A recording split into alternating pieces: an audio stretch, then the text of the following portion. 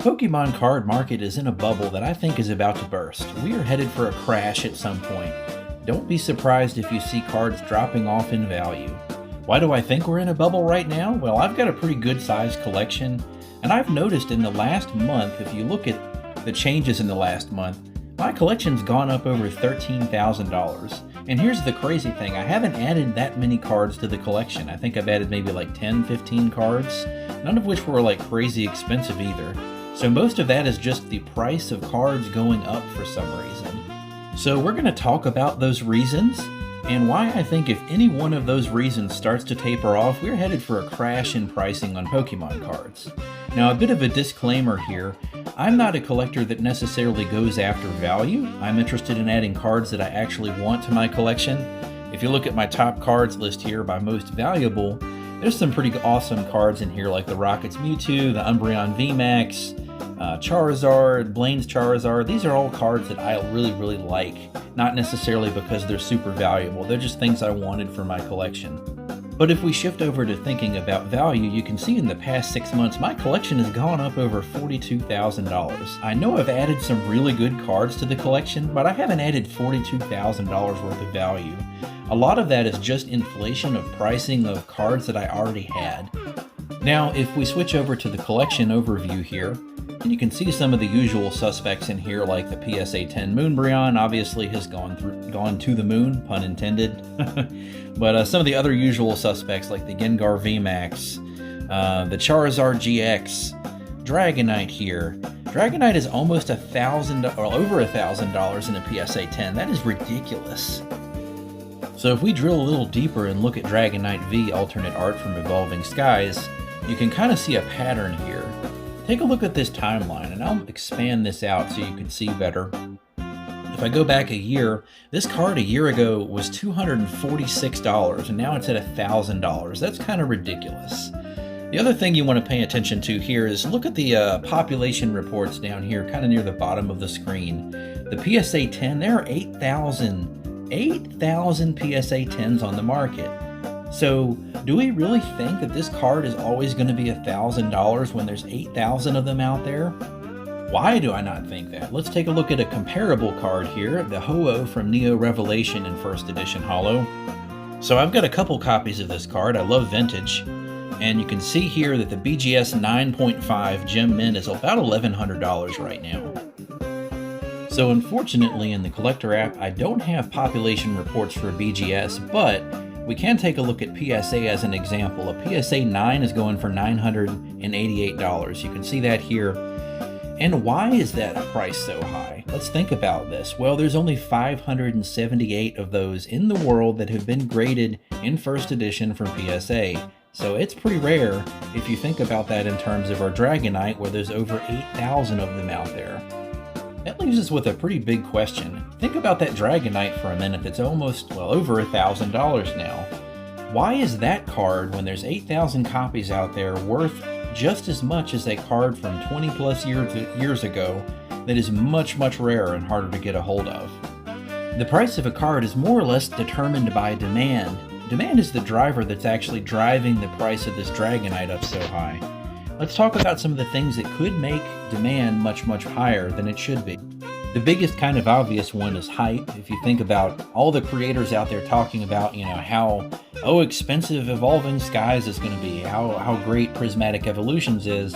When people talk about things like this and they make videos on it, well, it drives the price up because people watch those videos and people make buying decisions based off of the opinions that creators tell them. Now, I don't consider myself to be a big creator or an important creator. I'm just an old guy that likes to collect cardboard. But we've seen plenty of instances in the past where people manipulate the market. They say that a particular card is going to go up in price, and guess what?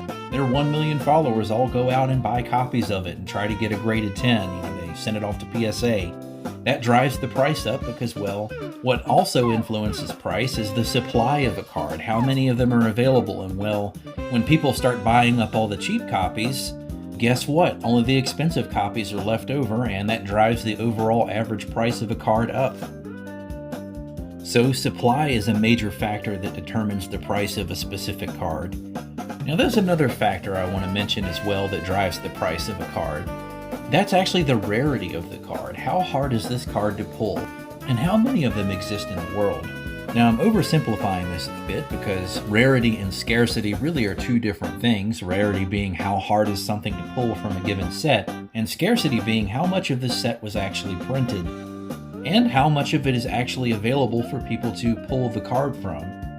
And you can also add to scarcity how many of these cards actually exist in the world overall. These are actually cards that are hard to pull, like the Dragonite V, the Umbreon V from Evolving Skies, Rayquaza V from Evolving Skies, the Moonbreon up here, the Gengar VMAX, Espeon VMAX, Rayquaza VMAX. These are all cards that are really hard to pull from the sets they come from. But notice something also looking at the vintage that's in here too. Some of these cards, yeah, they're hard to pull, you know, Charizard, the Mewtwo, but some other cards you see in here aren't necessarily like super hard cards to pull, like Gyarados here. This card actually came in a theme deck way back when base set came out. So let's think about why this card is expensive. Well, it's a PSA 10 for starters. Even the 9 is $173. And there's only 528 PSA 10s out there. Why is that? This card is over 25 years old at this point. That's why. It's actually scarce. It's hard to get. And hard to find in good condition. I have a couple of raw copies sitting in a binder from behind me that I actually got as a kid. So let's talk about why I think the bubble for Pokemon has got to pop soon. Prices on modern cards have to crash at some point. Let's take a look at the classic example here, Umbreon VMAX, the Moonbreon. Now, I absolutely love this card. I actually have 3 copies in PSA 10 that I graded myself that came from my channel sponsor, Box.gg. Thank you, Boxed, for sponsoring this video.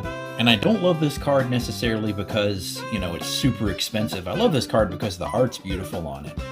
And I have been a Umbreon fan since Gen 2 came out. Yes, Pokemon Gold and Silver. But this specific card is really interesting to look at because if you compare this to some of the other cards in the collection, look at the PSA 10 population here. Now, I have 3 of these, but in the market, in the entire population, there's 17,000 PSA 10 Moonbreons out there. Do we really think that when demand for this drops off, that price is going to stay that high? Absolutely not.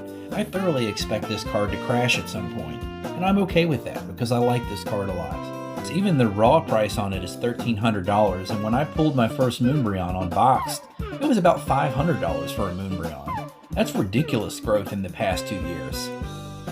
So what's going to happen when people lose interest in modern Pokemon for some reason or another? Or like, let's say Evolving Skies is no longer the hot hip set to be buying. You know, these cards are going to crash. Now, do I ever think Moonbreon's going to go back down to $500? Probably not. And I'll explain a little more of why that is later. But if I could make one recommendation to you, if you're buying modern Pokemon, I would look at the cards that you actually want to have in your collection, things that you enjoy that make you happy. Don't look at the price, because if you focus on price too much right now, you're going to be disappointed when some card like a Moonbreon you buy eventually crashes down, you know? So why are certain cards like the Moonbreon, the Sunbreon, the Rayquaza VMAX, you know, Giratina from Lost Origin, why are these cards so ridiculously expensive? Ooh, Paldea Evolved Magikarp is a great example. Why are these cards so expensive? The Pokemon community have set the demand so high for these cards that it's driven the price through the roof. If we look at Prismatic Evolutions, now we know this set here everybody's going crazy over, but scalpers have made it darn near impossible to actually even get a pack of this without paying some ridiculous, stupid, overpriced amount for it. And scalpers, by the way. But if we look at this set, it's a great example, and I'm going to give you a concept to keep in mind here. Every set has what I consider, what I call a halo card, aka it's the top card in the set that everybody wants. And as we know for Prismatic Evolutions, that's going to be the Umbreon EX. Gorgeous card, super cool looking. But also, if we look at the price timeline for this card, since Prismatic came out, it started out at $1,700, and now it's gone down to $800. Why do you think that is? It's not because this card is super easy to pull, it's because, well, the market has kind of lost interest in it. People can't afford to buy Prismatic Evolutions packs, so the price on this card has gone down because the demand has gone down for it. People don't want this as much. newer, more interesting things have came out that are easier to get. And, as they continue to reprint Prismatic Evolutions and we see more of it come out and the scalping behavior starts to die off, I expect to see the price on this come down some more. Now, it'll probably go back up when Prismatic goes out of print, but at the same time, expect to see a drop in the value of this card and also all the other top cards in Prismatic Evolutions. So let's take a look at another card that's a really interesting example and another one of my favorite cards. Giratina V from Lost Origin, Halo card for the Lost Origin set. This card at set release, if we go back in time here, was around $200, a little over $200 back in 2022. But pay attention to the timeline here. You can see some spikes, back in December of 2022, it topped out at $285, then kind of went down a trough, went back up. Here it topped out at $329. And I don't remember exactly when this card went out of print. It's probably somewhere around this time frame here in 2024. You can see the price on this card really start to shoot up as people try to get their copy of it. And then in May of 2024, you can see there's a peak here. People lose interest in the card. Something else comes out. They want to get some other set. And the price goes back up here in December and January, February, March. $709 there at one point.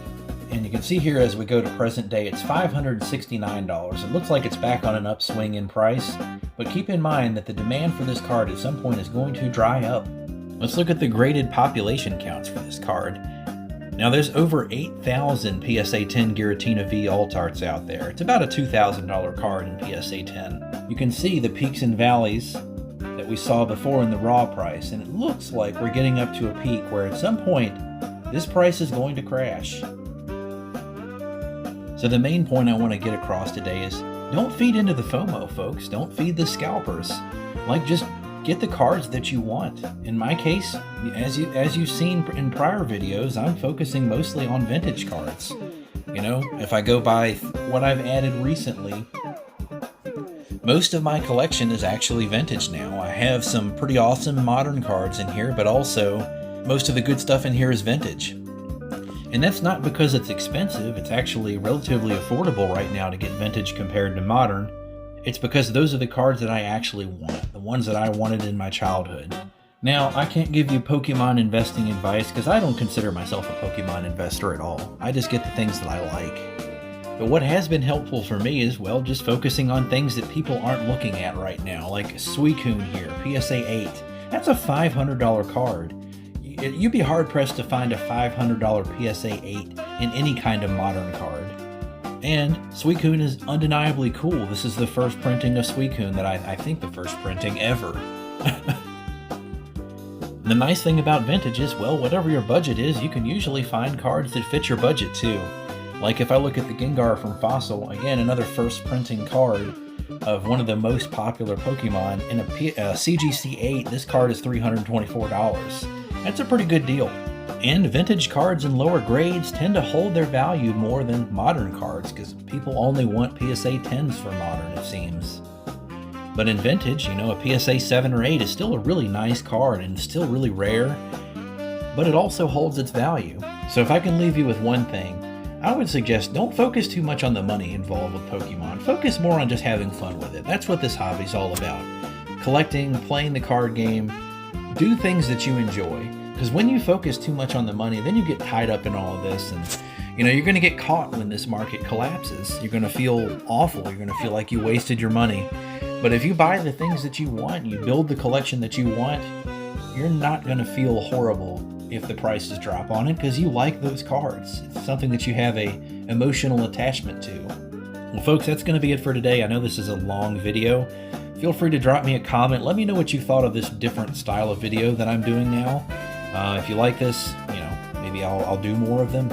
But again, thanks for watching. Make sure you smash that subscribe button and have a great day.